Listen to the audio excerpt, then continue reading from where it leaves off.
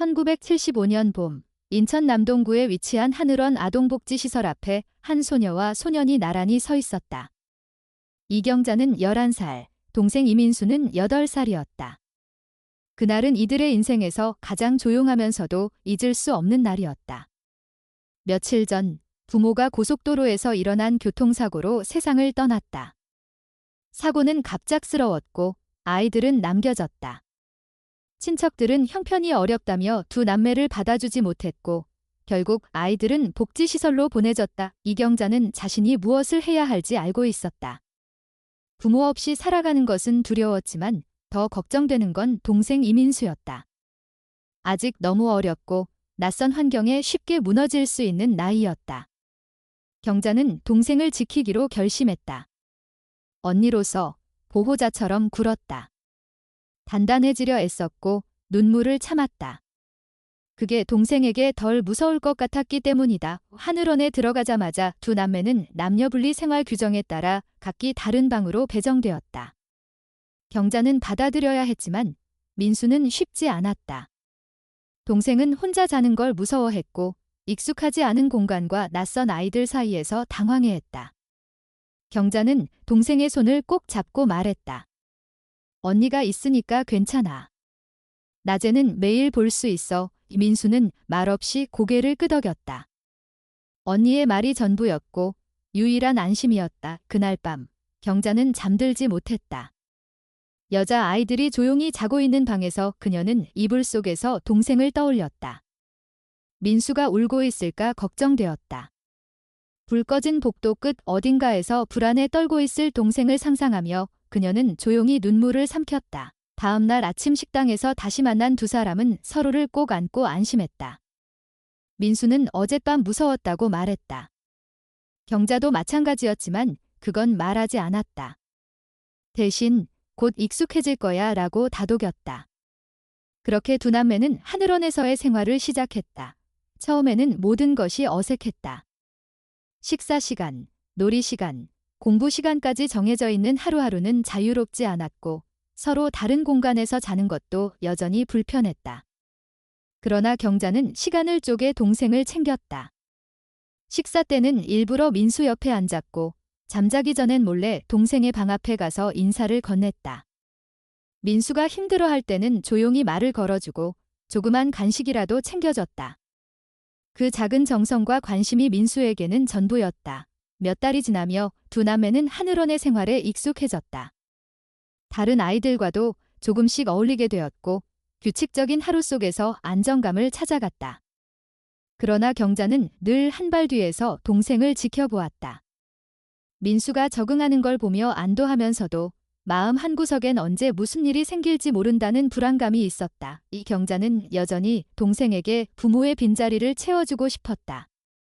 아침에 눈을 뜨는 순간부터 잠들기 전까지 그녀의 생각은 온통 민수였다.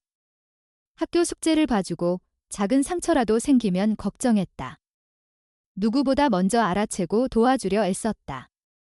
자신이 다 해줄 수는 없어도 옆에 있다는 걸 느끼게 해주고 싶었다. 그해 여름이 다가오자 하늘원에는 입양을 원하는 가정이 종종 방문했다. 선생님들은 아이들에게 특별한 말을 하지 않았지만 경자는 어렴풋이 느낄 수 있었다. 어떤 아이가 선택될지 모른다는 긴장감이 시설 전체에 퍼져 있었다. 그리고 언젠가는 자신이나 동생도 그 대상이 될 수 있다는 예감이 들었다. 민수는 아직 세상이 어떤지 잘 몰랐다. 누군가 자신을 데려간다는 것이 무슨 의미인지도. 하지만 경자는 알았다.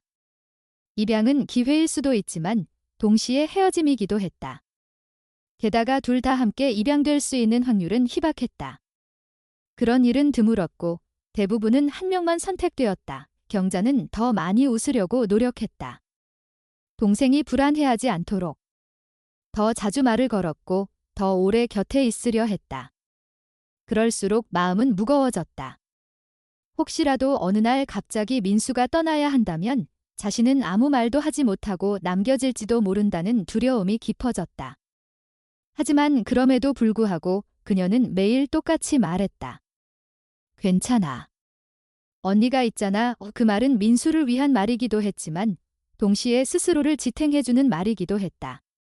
부모를 잃고 낯선 세상에 내던져진 두 아이가 서로를 의지하며 살아가는 그 시절.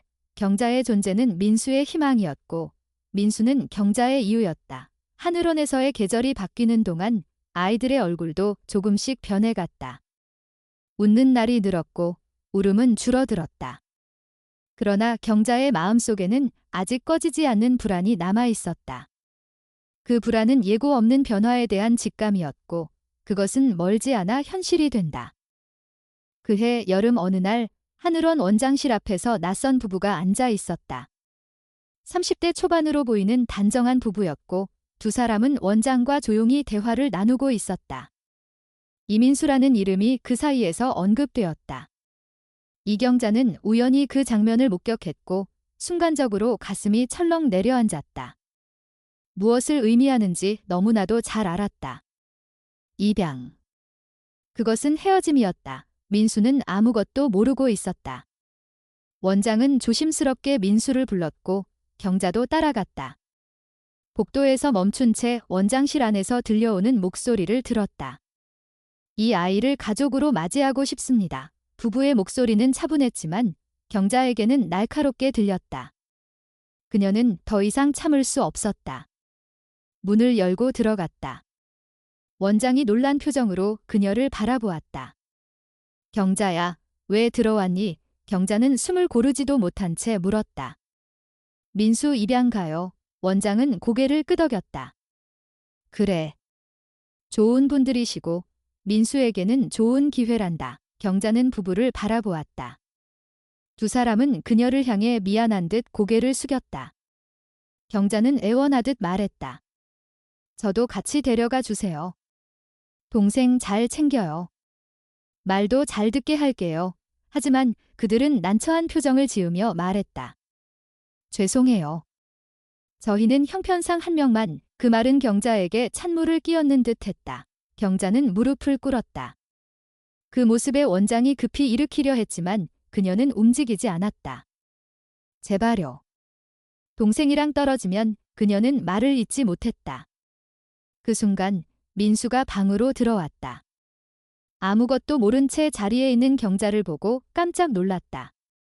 누나, 경자는 민수를 보고도 말이 나오지 않았다. 민수는 언니에게 다가와 물었다. 왜 울어? 경자는 민수를 껴안았다. 아무 말 없이 한참을 그러고 있었다. 원장은 조용히 말했다. 경자야. 민수는 내일 출발한단다. 그 말에 경자는 눈물을 멈출 수 없었다. 그날 밤 경자는 규칙을 어기고 민수의 방을 찾았다. 이미 잠든 민수의 옆에 조용히 앉았다. 한참을 말없이 바라보다 민수가 눈을 떴다. 누나. 왜 왔어? 경자는 아무 대답도 하지 못했다. 대신 민수를 끌어안았다. 민수는 이상하다는 듯 언니를 바라보았다. 누나, 왜 울어? 경자는 떨리는 목소리로 말했다. 민수야. 너 내일 입양가. 김민수는 놀라서 눈을 동그랗게 떴다. 뭐? 그럼 누나는? 경자는 고개를 저었다. 누나는 못 가. 김민수는 눈에 눈물이 맺히더니 고개를 흔들었다. 싫어. 안 갈래. 누나 없으면 안 가. 경자는 민수의 어깨를 잡고 조용히 말했다. 민수야. 잘 들어. 너는 가야 해. 민수는 고개를 저으며 계속 말했다. 안 갈래. 경자는 눈물을 삼키며 말했다. 민수는 가족이 생기는 거야? 좋은 부모님, 따뜻한 집, 누나는 괜찮아. 이미 다 컸잖아. 이민수는 계속 울었고 경자도 더는 말하지 못했다. 하지만 그녀는 결심했다. 민수가 새로운 가정에서 잘 지내길 바랐다. 그것이 그녀가 동생에게 줄 수 있는 마지막 사랑이었다. 한참을 울다 경자는 말했다. 우리 꼭 다시 만나자. 민수야. 크면 누나 찾으러 와. 민수는 울먹이며 물었다. 어떻게 찾아? 경자는 머리를 굴리다 말했다. 우리 이름 기억해. 이경자, 이민수. 그리고 여기가 하늘원이야. 크면 찾을 수 있을 거야. 민수는 고개를 끄덕이며 말했다. 약속해. 누나의 경자는 새끼손가락을 내밀었다. 민수도 따라했다. 그날 밤 두 사람은 같은 침대에서 마지막 밤을 함께 보냈다. 그리고 이틀 뒤 민수는 짐을 챙겨 하늘원을 떠났다. 문 앞에서 부부가 민수의 손을 잡았다. 민수는 뒤를 돌아보며 말했다. 누나 오 경자는 손을 흔들며 말했다. 잘가 꼭 다시 찾아와. 민수는 눈물을 흘리며 대답했다. 응, 꼭 찾을게. 차는 천천히 움직였고 경자는 그 자리에 서서 차가 보이지 않을 때까지 움직이지 않았다. 그리고 주저앉아 울었다. 그렇게 민수는 떠났다. 경자는 홀로 하늘원에 남았다. 어린 나이에 받아들이기 힘든 이별이었지만 그녀는 견뎌야 했다. 매일 밤 민수가 돌아올까 하는 마음으로 문을 바라보았다. 그 기다림은 곧 몇 년이라는 시간이 되었다. 이민수가 떠난 후 이경자는 하늘원에 홀로 남았다. 매일 밤 경자는 복도 끝 창문에서 문 쪽을 바라보며 앉아 있었다. 혹시라도 민수가 돌아오지 않을까 하는 기대 때문이었다. 하지만 민수는 오지 않았다. 하루가 지나고 일주일이 지나고 한 달이 지났다. 그래도 경자는 그 자리를 떠나지 않았다. 밤이 되면 이불을 덮고 조용히 민수를 떠올렸다. 눈물은 습관처럼 흘렀고 마음은 점점 굳어갔다. 1년이 지나고 2년이 지났다. 아이들은 하나둘씩 입양되거나 독립해 나갔지만 경자는 남았다. 입양 제안이 들어올 때도 있었지만 그녀는 거절했다. 자신은 떠날 수 없다고, 혹시 민수가 돌아올지 모르기 때문이라고. 사람들은 그런 말을 이해하지 못했지만 경자에게는 그것이 전부였다. 민수를 기다리는 것이 삶의 이유가 되어버렸다. 14살, 15살, 16살. 시간은 흐르고 경자는 여전히 하늘원에 있었다. 어느새 주변의 아이들도 대부분 새로운 가정을 찾았고 경자는 나이가 많다는 이유로 점점 입양 대상에서 제외되었다. 하지만 그녀는 괜찮았다. 아니, 괜찮다고 믿었다. 마음속 어딘가에서는 여전히 민수가 자신을 찾고 있을지도 모른다는 희망이 있었다. 그 희망은 작고 희미했지만 완전히 사라지지는 않았다. 17살이 되던 해, 원장은 경자를 조용히 불렀다. 경자야, 내년이면 성인이네. 경자는 고개를 끄덕였다. 원장은 이어 말했다. 성인이 되면 이곳을 나가야 해. 경자는 이미 알고 있었지만 막상 그 말을 들으니 마음이 조여왔다. 원장은 한숨을 쉬며 말했다. 갈 곳은 있니? 경자는 고개를 저었다. 아무데도 갈 곳이 없었다. 갈 사람도 없었고 기다리는 사람도 없었다. 원장은 잠시 침묵하다가 말했다. 식당에서 일자리를 하나 알아봤어. 설거지, 청소 같은 일이지만 숙식 제공도 된다고 하더라. 경자는 감사하다고 말했다. 그것이 자신에게 주어진 유일한 길이라는 걸 알고 있었다. 원장은 마지막으로 조심스럽게 물었다. 아직도 민수 기다리니? 경자는 대답했다. 네, 꼭 올 거예요. 원장은 아무 말 없이 고개를 끄덕였다. 1982년, 경자는 18살이 되었고 하늘원을 나왔다. 원장은 그녀에게 식당 주소와 연락처를 적어주었고 경자는 짐 하나를 들고 서울 근교의 작은 식당으로 향했다. 식당은 가족이 운영하는 조용한 곳이었고 주방 뒤편에는 직원 숙소가 마련되어 있었다. 경자는 설거지, 청소, 재료 손질 등을 하며 하루하루를 보냈다. 일은 고되고 손은 거칠어졌지만 그녀는 불평하지 않았다. 민수를 찾기 위해 돈을 모으는 일이기에 힘들어도 견딜 수 있었다. 첫 월급을 받은 날, 경자는 동네 인쇄소를 찾아가 신문 광고를 냈다. 1975년 인천 하늘원에서 입양된 남동생 이민수를 찾습니다. 이 광고는 작은 칸에 실렸고 몇 줄뿐이었지만 경자에게는 전부였다. 하루하루 신문을 확인하며 연락이 오기를 기다렸다. 하지만 아무런 소식도 없었다. 몇 달 후 다시 광고를 냈다. 또 기다렸지만 결과는 같았다. 그렇게 몇 년이 지났다. 20살, 22살, 25살. 그녀는 포기하지 않았다. 시간이 지나도 누구도 관심을 두지 않아도 그녀는 계속 광고를 냈다. 혹시나 민수가 신문을 보게 되면 연락할지도 모른다는 희망 하나로. 하지만 민수는 나타나지 않았다. 때로는 모든 게 무의미하게 느껴질 때도 있었지만 그래도 멈추지 않았다. 28살이 되던 해, 경자는 식당 사장님의 아들과 가까워졌다. 그는 이름이 강대수였고 성실하고 따뜻한 사람이었다. 어느 날 대수는 경자에게 조심스럽게 마음을 고백했다. 경자는 처음엔 거절했다. 민수를 기다려야 한다는 이유였다. 자신이 결혼을 하면 동생이 돌아왔을 때 혼란스러울까 두려웠다. 하지만 대수는 말했다. 결혼하고도 동생 찾을 수 있어요. 제가 도와드릴게요. 경자는 그 말을 듣고 한참을 생각했다. 민수도 어쩌면 누나가 행복하게 살아가길 바랄지도 모른다고, 자신이 불행하게 사는 걸 원하지는 않을 거라고. 그 생각 끝에 경자는 대수의 청혼을 받아들였다. 그렇게 1990년 경자는 결혼했고 인생에서 처음으로 가족이라는 이름을 다시 얻게 되었다. 결혼 후 경자는 여전히 민수를 잊지 않았다. 1년 후 아들이 태어났다. 이름은 강민우. 건강하고 밝은 아이였다. 아이를 키우며 경자는 문득문득 생각했다. 민수도 지금쯤 결혼했을까? 자식이 있을까? 그런 생각이 들 때면 마음 한구석이 아려왔다. 민수를 대신해 민우에게 더 많은 사랑을 쏟았다. 민우가 5살이 되던 해 대수가 병에 걸렸다. 암이었다. 경자는 병간호를 하며 하루하루를 버텼지만 결국 대수는 세상을 떠났다. 그렇게 경자는 다시 혼자가 되었고 어린 아들과 단둘이 남았다. 하지만 이번엔 울지 않았다. 민우를 위해서라도 강해져야 했다.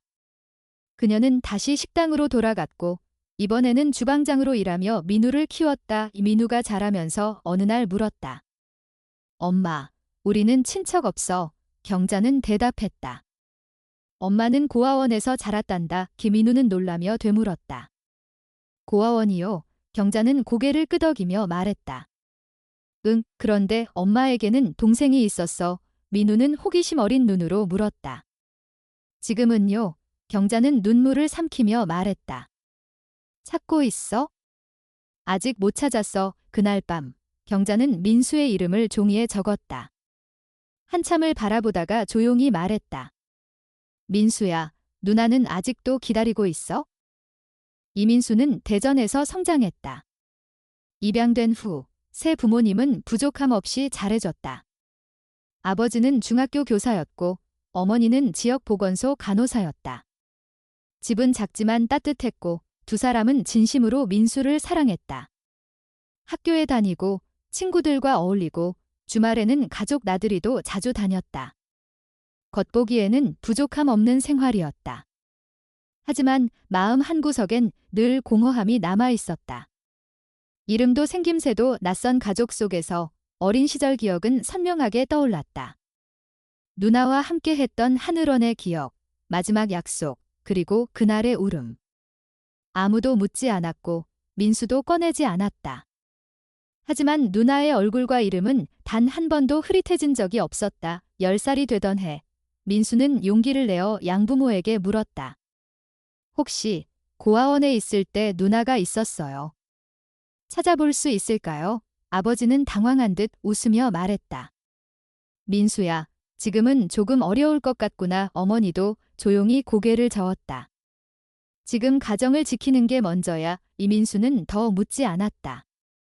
그날 밤 조용히 누나의 이름을 혼자 불러봤다. 이경자. 이름만으로도 눈물이 났다. 15살이 되었을 때 민수는 다시 한번 부모님께 말했다. 고아원 기록을 찾고 싶어요. 아버지는 단호하게 말했다. 그건 과거야. 지금 내 가족은 여기야. 민수는 방으로 돌아와 이불 속에서 울었다. 잊으라는 말은 현실이었지만 마음이 받아들이지 않았다. 언젠가는 꼭 찾아야겠다고 다짐했다. 20살이 되자 민수는 성인이 되었고 스스로 결정할 수 있는 나이가 되었다. 어느 날 혼자 인천으로 갔다. 기억이 가물가물했지만 하늘원이라는 이름은 잊지 않고 있었다. 그 이름을 인터넷에서 검색하고 지도를 따라 도착한 그곳에는 더 이상 아동복지시설이 없었다. 그 자리에 세워진 건물에는 새로운 이름이 걸려 있었고 관계자는 말했다. 하늘원은 1985년에 폐쇄됐어요. 당시 기록도 보관되지 않았습니다. 민수는 말없이 고개를 숙였다. 발걸음을 떼기 힘들었다. 누나가 마지막으로 서 있던 그 문 앞, 그 자리에 서서 조용히 말했다. 누나, 나왔어. 집으로 돌아오는 길. 민수는 한참을 울었다. 그날 이후 그는 신문에 광고를 내기 시작했다. 1975년 하늘원에서 누나 이경자와 헤어진 이민수를 찾습니다. 이 짧은 문장이었지만 민수에게는 전부였다. 연락은 오지 않았다. 몇 달 뒤 다시 광고를 냈고 또 다시 기다렸다. 반복된 시간이었지만 민수는 포기하지 않았다. 25살이 되던 해, 민수는 대전에서 서울로 이사했다. 이유는 단 하나, 더 넓은 세상에서 누나를 찾기 위해서였다. 낮에는 택시 운전을 하고 밤에는 컴퓨터 앞에 앉아 각종 실종자 카페와 입양인 커뮤니티를 뒤졌다. 성과는 없었지만 매일의 루틴처럼 이어갔다. 가끔은 거리에서 닮은 사람을 보면 따라가기도 했다. 그럴 때마다 심장이 빠르게 뛰었고 결과는 항상 낙담이었다. 30살이 되던 해, 민수는 한 여성을 만났다. 이름은 서수정. 간호사로 일하고 있었고 따뜻하고 성실한 사람이었다. 민수는 처음부터 모든 이야기를 털어놨다. 수정은 놀라지 않았다. 오히려 그의 손을 잡고 말했다. 같이 찾자. 꼭 찾을 수 있을 거야. 민수는 처음으로 안도감을 느꼈다. 더는 혼자가 아니었다. 두 사람은 결혼했고 1년 후 딸이 태어났다. 이름은 이수진. 수정은 딸에게 누나 이야기를 자주 해주었다. 엄마 말고도 세상 어딘가에 멋진 고모가 있을 거라고. 수진이 자라면서 민수는 누나에 대한 이야기를 조금씩 줄였다. 아이가 혼란스러워할까 걱정되었고 혹시라도 끝내 찾지 못할까 두려웠다. 하지만 마음속 다짐은 여전했다. 언젠가는 꼭 만나겠다고. 그 약속만은 버리지 않았다. 40대 중반이 되자 수정이 몸이 좋지 않다고 했다. 처음엔 감기인 줄 알았지만 병원 검진 결과는 암이었다. 민수는 모든 일을 멈추고 아내 곁을 지켰다. 수진도 대학을 미뤘다. 가족은 함께 싸웠고 함께 울었다. 하지만 병은 빠르게 진행되었고 수정은 세상을 떠났다. 민수는 무너졌지만 수진이 있었기에 버텼다. 두 사람은 서로에게 전부였다. 민수는 다시 택시 운전으로 돌아갔다. 수진은 간호학과에 진학했고 졸업 후 서울의 한 대학병원에 취직했다. 수진은 엄마처럼 따뜻한 간호사가 되겠다고 말하곤 했다. 민수는 그 모습에 안도했다. 아이가 잘 자라준 것만으로도 감사했다. 50대가 되면서 민수는 건강이 조금씩 나빠졌다. 처음엔 피로가 쉽게 쌓였고 이후엔 가슴 통증이 시작됐다. 병원에서 심장질환 초기 진단을 받았고 약을 복용하기 시작했다. 하지만 나아지지 않았다. 2023년 증상이 심해졌고 입원이 필요하다는 말을 들었다. 수지는 간절히 입원을 권유했지만 민수는 망설였다. 병원은 늘 불안했다. 하지만 수진의 눈물에 결국 결정을 내렸다. 2025년 봄, 민수는 서울의 병원에 입원했다. 담당 병동은 7층이었고 주치의는 수진의 동료였다. 민수는 병원 생활이 답답했지만 수진이 매일 병문안을 와주었기에 하루하루를 버틸 수 있었다. 어느 날 수진은 민수에게 병원 정원에 나가보자고 말했다. 바람이라도 쐬자며 휠체어를 밀었다. 민수는 별 생각 없이 따라 나섰고 정원의 벤치에 앉아 하늘을 올려다보았다. 그 순간 바로 옆 벤치에 앉아있는 여성과 눈이 마주쳤다. 짧은 인사를 나누었고 그저 평범한 환자와 보호자 같았다. 하지만 이상하게 익숙한 눈빛이었다. 민수는 설명할 수 없는 감정을 느꼈다. 그날 밤 그는 수진에게 물었다. 수진아, 혹시 그 여성 이름이 뭐니? 수진은 무심코 대답했다. 이경자 어르신이요. 민수는 심장이 멎을 것 같았다. 그 이름은 단 한 번도 잊은 적이 없었다. 그날 오후 민수가 병실로 돌아왔을 때도 마음은 계속 복잡했다. 수십 년 동안 수없이 상상했던 누나의 이름을 다시 들었다는 사실이 믿기지 않았다. 이경자. 그 이름이 병원 안에서 다시 들릴 줄은 몰랐다. 그는 계속 마음속에서 이름을 되뇌었다. 수진에게 더 묻고 싶었지만 혹시 실망하게 될까봐 말을 아꼈다. 다음 날 민수는 수진에게 조심스럽게 물었다. 어제 정원에서 만난 분 말이야. 그분 나이 좀 알 수 있어. 수진은 아무렇지 않게 말했다. 61살 정도 되신 것 같아요. 당뇨 합병증으로 입원 중이세요. 민수는 아무 말도 하지 못했다. 누나는 자신보다 3살 많았다. 나이도 맞았다. 이름도 맞았다. 갑자기 가슴이 두근거리기 시작했다. 하지만 섣불리 확신할 수 없었다. 단순한 우연일 수도 있었다. 그러나 어쩐지 마음속 어딘가에서는 이미 알고 있는 느낌이 들었다. 그날 이후 민수는 정원에 나갈 수 있을 만큼의 기력을 유지하려 노력했다. 다시 그 여성을 마주칠 수 있을지 모른다는 기대 때문이었다. 이 며칠 후 정원에 앉아 있는데 익숙한 목소리가 들렸다. 아버지, 여기 앉으세요. 민수가 고개를 돌렸을 때 바로 그 여성이 딸과 함께 걸어오고 있었다. 이번에는 수진이 곁에 있었다. 세 사람은 자연스럽게 인사를 나눴고 간단한 이야기를 주고받았다. 수진은 민수에게 말했다. 이분은 이경자 어르신이세요? 저희 병동에 계세요. 그 순간 민수의 시선이 멈췄다. 이경자. 이름, 나이, 말투, 전부가 익숙했다. 마치 잊고 있던 조각이 하나씩 제자리를 찾아가는 기분이었다. 그날 밤, 민수는 수진에게 말했다. 수진아, 오늘 정원에서 만난 분 말인데 혹시 예전에 고아원에 계셨던 적이 있으신지 알아봐 줄 수 있을까? 수진은 고개를 끄덕였다. 왜요? 아빠, 민수는 한참을 망설이다가 말했다. 그 분, 혹시 우리 누나일지도 모르겠어. 이 수진은 놀란 얼굴로 아버지를 바라봤다. 정말요? 이름이 같은 거 말고도 무슨 확신이 있으세요? 민수는 조용히 대답했다.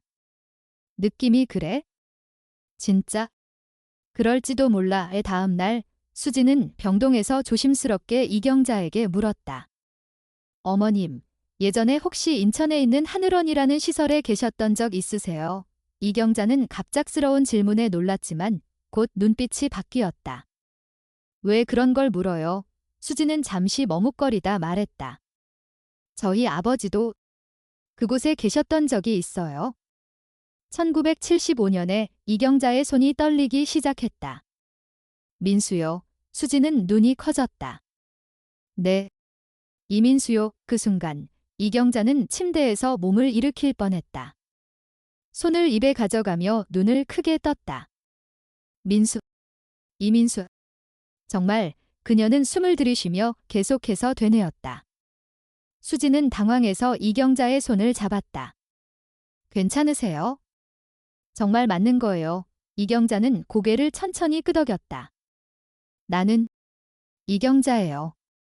1975년 하늘원에서 동생을 보냈어요. 이름이 민수였어요. 수진은 한참 말을 잇지 못했다. 눈물이 맺히는 것을 느끼며 곧장 병실을 뛰쳐나갔다. 복도로 나간 수진은 곧장 민우를 찾아갔다. 민우는 병원 다른 층에서 근무 중이었다. 그녀는 그를 붙잡고 숨가쁘게 말했다. 민우 선생님, 혹시 민수 선생님이랑 가족 맞으세요? 민우는 당황한 얼굴로 고개를 끄덕였다. 맞아요. 아버지예요. 수진은 눈시울이 붉어진 채 말했다. 어머님이요. 병동에 계신 이경자 어르신. 아버지의 누나일지도 몰라요. 민우는 눈을 크게 뜨고 곧장 어머니 병실로 뛰어갔다. 병실에서 민우는 어머니를 만났고 어머니는 수진에게 들은 이야기를 그대로 아들에게 말했다. 민우야, 어제 정원에서 수진이라는 간호사 만났어. 그 아이의 아버지가. 이름이 민수래.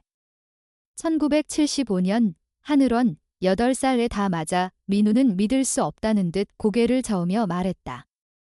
진짜요? 지금 확인해 볼게요.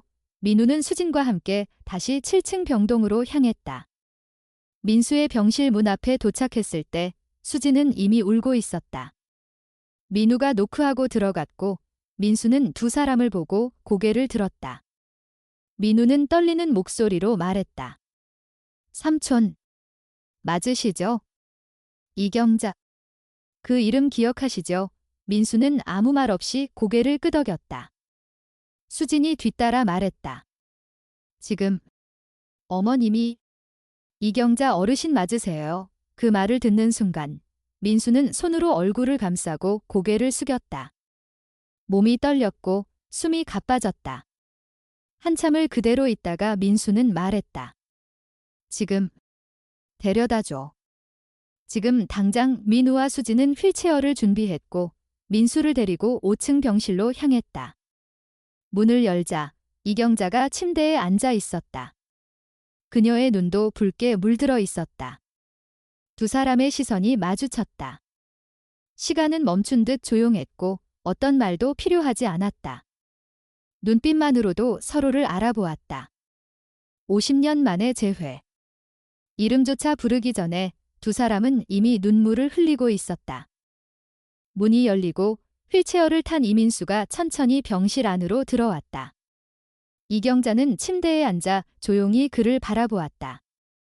두 사람의 눈이 마주친 순간 긴 시간 동안 억눌러왔던 감정이 한꺼번에 밀려왔다. 민수는 말없이 이경자를 바라보다가 떨리는 목소리로 조용히 말했다. 누나, 기 한마디에 이경자의 눈가에서 눈물이 흘러내렸다. 그녀는 입을 열지 못한 채 고개를 끄덕였다. 민수도 고개를 숙였다. 50년이라는 시간이 그들 사이를 갈라놓았지만 단 한순간에 그 모든 세월이 무너졌다. 이경자는 천천히 손을 뻗어 민수의 손을 잡았다. 민수는 어린 시절 누나 손을 잡았던 기억이 떠올랐다. 따뜻하고 단단하고 무엇보다 믿을 수 있었던 손. 민수는 흐느끼며 말했다. 진짜? 누나 맞죠? 이경자는 울먹이며 말했다. 그래. 민수야. 누나야. 두 사람은 말없이 서로를 바라보며 눈물을 흘렸다. 아무 말 없이 그냥 손만 꼭 잡고 있었다. 민우와 수진은 한 발 뒤로 물러서서 조용히 그 모습을 지켜보았다. 방 안은 말없이 깊은 울음으로 가득 찼다. 민수는 조용히 말했다. 50년? 너무 오래 걸렸어. 이경자는 눈을 감은 채 대답했다. 그래도 결국 만났잖아. 민수는 고개를 끄덕였다. 안 만났으면 어쩔 뻔했을까? 누나, 나 진짜 매일 찾았어. 이경자는 조용히 말했다. 나도야. 나도 매일 널 기다렸어. 두 사람은 천천히 대화를 이어갔다. 민수는 입양된 후 기억, 하늘원에 갔을 때 그곳이 폐쇄되었다는 이야기, 수없이 신문 광고를 냈던 일, 그리고 혼자 눈물 흘리며 누나를 그리워했던 날들까지 모두 꺼내놓았다. 이경자도 이야기했다. 고아원에서 혼자 남은 후 민수를 기다리며 보낸 수많은 밤들, 18살에 독립해 식당에서 일하며 신문 광고를 수십 번 냈던 기억, 그리고 결혼해서도 민수만을 기다렸던 인생의 반절. 민수는 말했다. 왜 그렇게 못 만났을까? 그렇게 오래 찾았는데. 이경자는 고개를 저었다. 신문사가 달랐겠지. 시기가 엇갈렸겠지. 우리는 늘 어긋났던 거야. 민수는 한참을 침묵하다가 말했다. 그래도 지금은 어긋나지 않았어. 지금은 이렇게 마주보고 있으니까. 이경자는 조용히 미소 지었다. 민우가 다가와 물었다. 어머니, 삼촌, 괜찮으세요? 민수는 고개를 끄덕이며 민우를 바라보았다. 그래. 내가 우리 누나 아들이구나. 민우는 눈물을 삼키며 인사했다. 처음 뵙겠습니다. 삼촌. 민수는 손을 뻗어 민우의 손을 잡았다. 고마워. 우리 눈 잘 지켜줘서. 민우는 아무 말도 하지 못하고 고개만 숙였다. 이경자는 수진을 바라보았다. 수진이 다가오자 그녀는 손을 내밀었다. 수진아, 고마워. 내가 없었으면 우린 지금도 못 만났을 거야. 의수진은 고개를 숙이며 대답했다. 이모, 저야말로 감사합니다. 아빠를 찾아주셔서. 이경자는 수진을 조용히 안았다. 그렇게 네 사람은 함께 울고 웃고 오랜 시간 흘려보냈던 감정을 함께 나누었다. 그날 밤 이경자는 잠을 이루지 못했다. 천장을 바라보며 속으로 되뇌었다. 민수야, 내가 진짜 내 앞에 있구나. 50년 동안 단 한 번도 잊지 않았던 이름, 단 한 번도 놓지 않았던 얼굴. 민수가 바로 옆 병실에 있다는 사실이 아직도 믿기지 않았다. 다시는 못 볼 줄 알았던 동생을 이제는 매일 볼 수 있게 되었다는 것만으로도 삶이 달라졌다. 민수 역시 그날 밤 잠을 이루지 못했다. 누나의 얼굴을 다시 보게 될 줄 몰랐고 손을 잡고 이름을 부를 수 있을 거라 생각도 못했다. 마음속에서 쌓여있던 죄책감과 후회, 그리고 그리움이 모두 눈물로 흘러나왔다. 그는 생각했다. 이제라도 누나를 만났으니 남은 삶은 같이 보내자. 두 사람은 각자의 침대에 누워 같은 생각을 하고 있었다. 다음 날 아침, 민우가 병실로 찾아왔을 때 이경자는 먼저 말했다. 민우야, 어제 정원에서 수진 간호사 만났다고 했지? 그 아이 아버지가 민수일 수도 있어? 이름도 같고 나이도 맞고. 전부 다. 민우는 고개를 끄덕였다. 알아요, 엄마. 수진 씨랑도 확인했어요. 이경자는 떨리는 목소리로 말했다. 민우야, 제발 한 번만 더 확인해줘. 진짜 내 동생 맞는지. 민우는 어머니의 손을 잡았다. 걱정 마세요. 제가 끝까지 확인할게요. 민우는 병실을 나섰고 복도 끝에서 숨을 고르며 눈을 감았다. 모든 조각이 하나씩 맞춰지고 있었다. 이제 남은 건 확신이었다. 그리고 그 확신은 단 한 번의 이름, 단 한 번의 눈빛, 단 한 번의 목소리로 완성될 것이다. 이경자와 이민수는 병원에서 함께 지내는 동안 하루도 빠짐없이 서로를 찾았다. 이경자는 5층, 민수는 7층에 있었지만 거리나 계단수는 더 이상 문제가 되지 않았다. 아침이면 민수가 수진의 도움을 받아 내려왔고 저녁에는 이경자가 민우의 부축을 받아 올라갔다. 두 사람은 병원 생활이 처음으로 기다려지는 날들로 바뀌었다고 말했다. 한 끼 식사도 함께하는 것만으로 소중했고 짧은 산책도 특별한 시간이 되었다. 50년을 잃었지만 그 잃어버린 시간을 함께 채우고 있었다. 민수는 누나가 밥 먹는 모습을 바라보며 말했다. 이렇게 누나가 밥 먹는 걸 보니까 50년 만이야. 이경자는 미소를 지으며 대답했다. 그럼 너도 많이 먹어. 어릴 때처럼 그렇게 두 사람은 함께 밥을 먹고 이야기를 나누며 세월을 되짚었다. 누군가가 그들의 모습을 지켜봤다면 단순한 노년의 남매처럼 보였겠지만 그들에게는 모든 순간이 기적이었다. 어느 날 민수는 조용히 말했다. 누나, 사실 나 중학교 때부터 누나를 찾고 싶었어. 양부모님이 반대해서 못했지만 마음속으로는 단 한 번도 누나를 잊은 적 없어. 이경자는 조용히 고개를 끄덕이며 대답했다. 나도야. 매일 너 생각하면서 살았어. 너랑 다시 만나게 될 줄은 몰랐지만 그래도 기다렸어. 민수는 눈물을 흘리며 말했다. 정말 고마워. 기다려줘서. 이경자는 웃으며 말했다. 내가 약속 지켜줘서 더 고마워. 그 대화를 듣던 수진이 조용히 다가와 말했다. 이모, 아빠. 두 분 건강이 눈에 띄게 좋아졌어요. 의료진도 놀라워해요. 민우도 고개를 끄덕이며 말했다. 엄마, 당 수치가 안정되고 있어요. 퇴원 이야기 나왔어요. 민수도 수진을 바라보며 말했다. 나도 심장 상태가 나아지고 있대. 이경자는 놀란 듯 민수를 바라봤다. 정말. 민수는 미소 지으며 고개를 끄덕였다. 누나 덕분이야. 한 달이 지나자 병원에서 두 사람 모두에게 퇴원 허가가 내려졌다. 같은 날이었다. 민수와 경자는 서로를 바라보며 동시에 말했다. 같이 나가자. 민우와 수진은 웃으며 준비를 도왔다. 퇴원 당일 아침, 네 사람은 병원 입구에서 마주섰다. 민우가 물었다. 엄마, 어디 가고 싶으세요? 이경자는 잠시 생각하다가 대답했다. 하늘원. 그 골목 수진도 아버지를 보며 말했다. 아빠도 같은 이야기 하셨어요. 그 길은 지금은 사라지고 없었다. 하늘원 자리는 이제 아파트 단지로 바뀌었고 당시의 건물은 그림자조차 남아있지 않았다. 그러나 골목 하나는 여전히 남아있었다. 네 사람은 조용히 그 골목을 걸었다.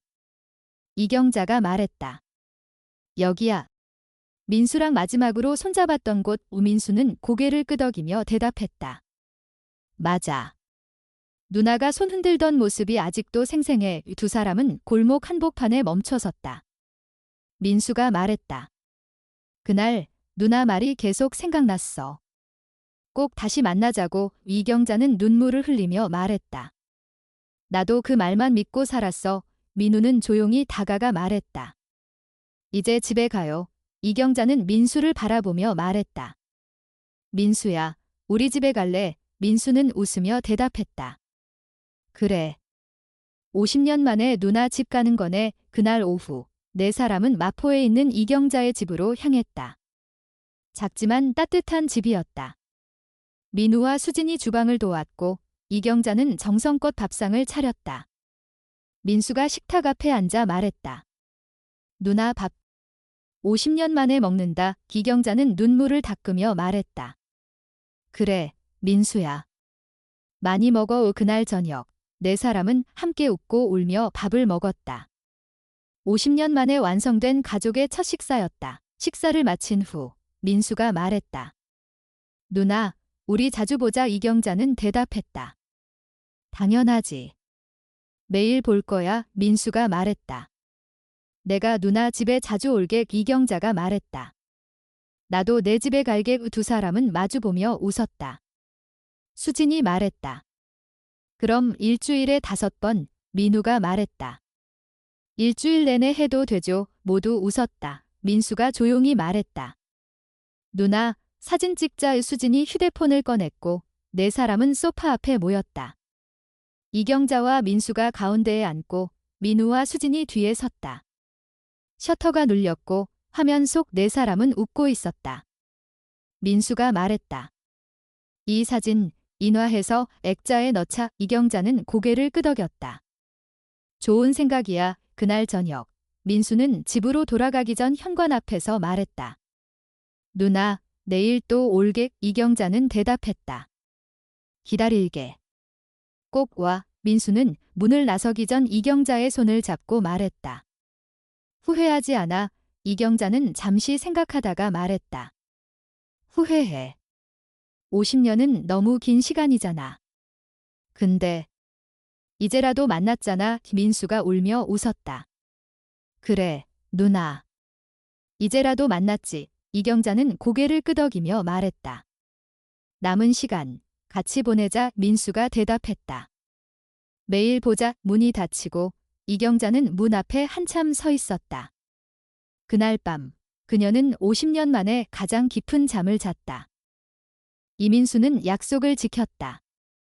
일주일에 5번, 많게는 6번, 빠짐없이 이경자의 집에 들렀다. 두 사람은 함께 시장을 보고 함께 반찬을 만들고 함께 식사를 했다. 어떤 날은 드라마를 함께 보기도 하고 민우와 수진이 퇴근하면 네 식구가 함께 웃으며 하루를 마무리했다. 이경자는 말했다. 민수야, 이렇게 매일 너랑 밥 먹으니까 예전처럼 돌아간 것 같아. 민수는 대답했다. 누나랑 같이 있는 하루하루가 선물 같아. 어느 날 민수가 조용히 말했다. 누나, 우리 여행 갈래? 이경자는 놀란 얼굴로 그를 바라봤다. 여행. 민수는 고개를 끄덕였다. 우리 둘이서 바다 보러 가자. 이경자는 한참을 생각하다가 말했다. 그래. 가자. 일주일 후 민우와 수진의 도움을 받아 네 사람은 강릉으로 향했다. 수십 년 전 둘이 처음이자 마지막으로 바다를 봤던 곳. 이제는 다 큰 자식들과 함께 환한 마음으로 다시 찾았다. 바다 앞에서 민수가 말했다. 누나, 바다 진짜 예쁘다. 이경자는 고개를 끄덕이며 대답했다. 그래. 정말 예쁘다. 민수가 다시 말했다. 누나, 우리 손잡고 걸을까? 두 사람은 바닷가를 따라 걸었다. 61살과 58살이 된 남매였지만 마음은 11살과 8살 그대로였다. 민수가 물었다. 누나, 행복해. 이경자는 조용히 대답했다. 응, 너무 행복해. 민수도 미소 지으며 말했다. 나도. 진짜 행복해. 민우와 수지는 뒤에서 두 사람을 바라보며 사진을 찍었다. 민수와 이경자가 바다를 향해 손을 맞잡고 서 있는 뒷모습은 누구보다 단단하고 따뜻해 보였다. 그 사진은 나중에 이경자의 거실 한가운데 액자에 담겨 걸렸다. 이 한 달 후, 민수는 이경자에게 조심스레 편지를 건넸다. 누나, 이거. 이경자는 놀란 얼굴로 물었다. 편지야. 민수는 고개를 끄덕였다. 집에 가서 읽어봐. 그날 밤, 이경자는 조용히 봉투를 열었다. 편지에는 이렇게 쓰여 있었다.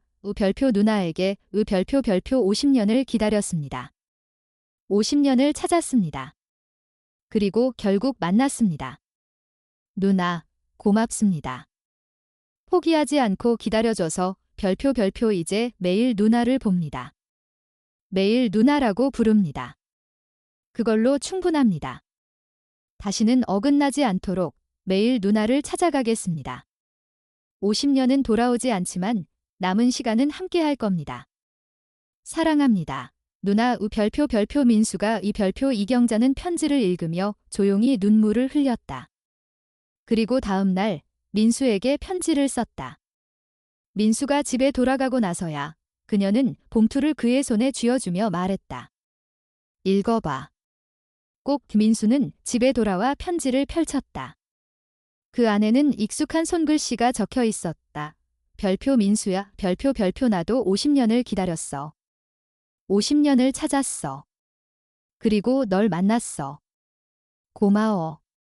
약속 지켜줘서. 꼭 다시 만나자고 했던 그날의 약속. 넌 기억하고 있었구나. 별표 지금은 매일 널 부른다. 민수야라고. 그걸로 나는 충분히 행복해. 50년은 아깝지만 지금 널 보며 사는 하루하루가 그 시간을 채워줘. 별표 사랑한다. 내 동생. 별표 누나가 이 별표 민수는 편지를 가슴에 안고 오랫동안 울었다. 그의 딸 수진이 다가와 물었다. 아빠, 무슨 편지예요? 민수는 조용히 말했다. 누나 편지야. 수진은 그 편지를 읽으며 함께 눈물을 흘렸다. 아빠. 삼촌이 정말 엄마를 많이 사랑하셨네요. 민수는 고개를 끄덕이며 대답했다. 응, 나도 누나를 정말 많이 사랑해. 그날 이후 두 사람은 매일을 평범하게, 그러나 가장 특별하게 살아갔다. 함께 아침을 먹고 함께 저녁을 나눴다. 함께 웃고 함께 옛 이야기를 나누었다. 민수는 말했다. 누나, 내일 뭐 해? 이경자는 대답했다. 너 보지? 그리고 모레도, 그 다음 날도 민수는 웃으며 말했다. 그럼 난 매일 갈게. 매일 누나 보러. 그렇게 그들은 늦은 기적처럼 다시 만났고 남은 시간을 서로의 곁에서 채워나갔다. 혹시 지금 잃어버린 가족이 있나요? 혹은 여전히 기다리고 있나요? 절대 포기하지 마세요. 50년이 걸려도 기적은 일어납니다. 사랑은 시간보다 오래 남습니다. 기억은 사라져도 약속은 살아있습니다. 다시 만날 수 있습니다. 그리고 그 하루가 전생보다 깊은 하루가 될 수 있습니다. 오늘 이야기 끝까지 관심 가지고 함께 해주셔서 진심으로 감사드립니다. 오늘의 이야기를 통해 우리는 시간이 아무리 흘러도 진심은 결국 다시 이어질 수 있다는 사실을 다시 한번 느낄 수 있었습니다. 가족이라는 이름 아래 수십 년의 기다림도 포기하지 않았던 두 남매의 만남은 우리 모두에게 깊은 울림을 줍니다. 잊혀졌다고 생각한 기억, 사라졌다고 믿었던 인연도 언젠가 다시 마주할 수 있다는 희망이 있다는 것, 그것이 오늘 이야기에서 우리가 함께 나눈 가장 큰 교훈이 아닐까 생각합니다. 삶은 때때로 우리를 멀어지게 하지만 진심과 사랑은 결국 다시 한자리에 모이게 합니다. 그 따뜻한 기적의 순간을 함께 해주신 여러분께 다시 한번 감사의 마음을 전합니다. 저희 채널을 응원해 주시려면 아래에 있는 좋아요를 눌러주시고 오늘 이야기를 들으시며 느끼신 생각이나 감정을 댓글로 남겨주세요. 그리고 앞으로도 더 많은 감동적인 이야기를 함께 나누고 싶으시다면 채널 구독을 부탁드립니다. 여러분의 소중한 관심과 응원이 저희에게는 큰 힘이 됩니다. 늘 곁에서 함께 해주셔서 감사합니다.